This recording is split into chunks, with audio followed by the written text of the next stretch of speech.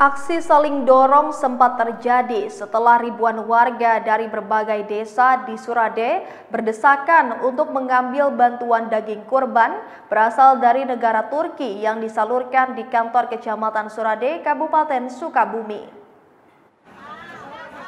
Ribuan warga dari berbagai desa di Surade antusias memadati halaman kantor Kecamatan Surade, Kabupaten Sukabumi untuk mengambil kiriman daging kurban asal negara Turki pada Selasa 23 September 2025.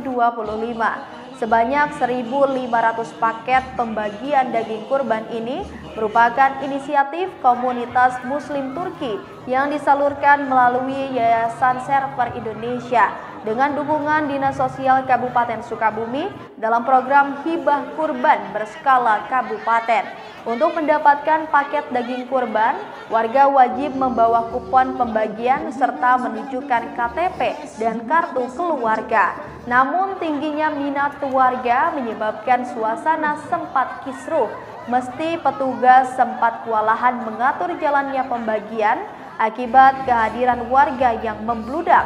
Namun berkat kerjasama petugas dan aparat keamanan yang berjaga, situasi warga berangsur mulai tertib.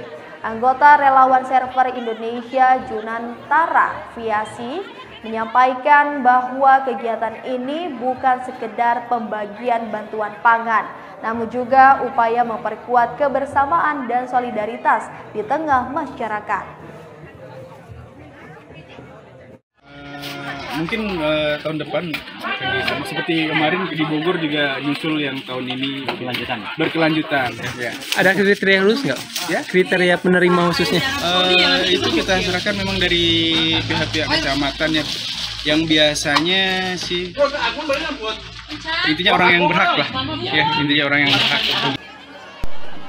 Pihaknya menegaskan kehadiran relawan di lapangan bertujuan untuk memastikan bantuan benar-benar sampai kepada masyarakat, sekaligus menjaga ketertiban agar proses pembagian berjalan lancar. Meski demikian, dalam pantauan di lapangan, penerima manfaat tidak seluruhnya berasal dari kalangan miskin. Sebagian masyarakat dengan kondisi ekonomi menengah juga terlihat mendapatkan kupon dan ikut mengantri daging kurban tersebut. Dari Kecamatan Surade, Kabupaten Sukabumi, Indra Sopyan, Tim Liputan MGS TV melaporkan.